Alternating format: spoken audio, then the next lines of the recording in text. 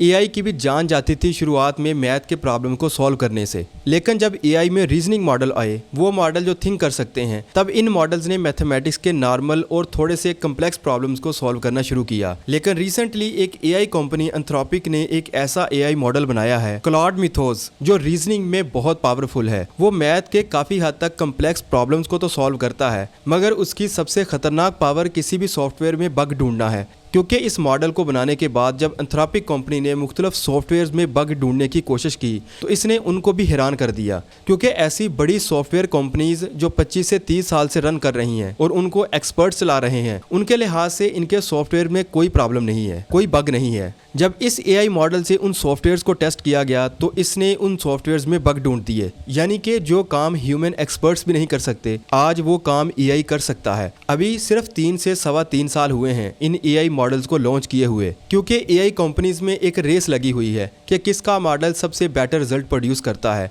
जाहिर बात है कि जिसका मॉडल सबसे अच्छा होगा, सबसे बेटर रिजल्ट देगा, वही एआई इंडस्ट्री को लीड करेगा और वही सबसे ज़्यादा बिजनेस भी करेगा।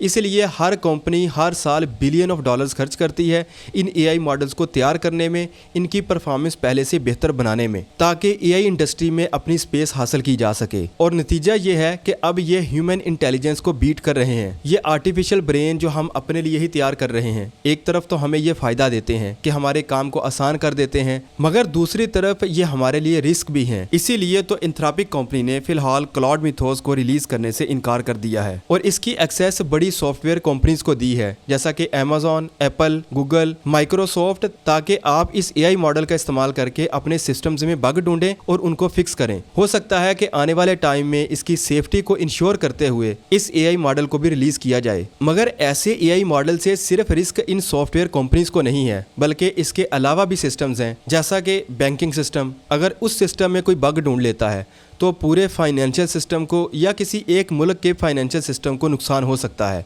क्योंकि अब बैंक को नुकसान पहुंचाने के लिए किसी गनमैन की ज़रूरत नहीं है, बल्कि सारा डाटा डिजिटल होने की वजह से ये कोई शख्स दूर बैठा अपने कंप्यूटर या लैपटॉप से ही नुकसान पहुंचा सकता है। इसीलिए ऐसे सिस्टम की फिजिकल सिक्योरिटी से भी बढ़ के अब डिजिटल सिक्योरिटी यानी कि साइबर सिक्योरिटी सबसे ज़्यादा ज़रूरी है।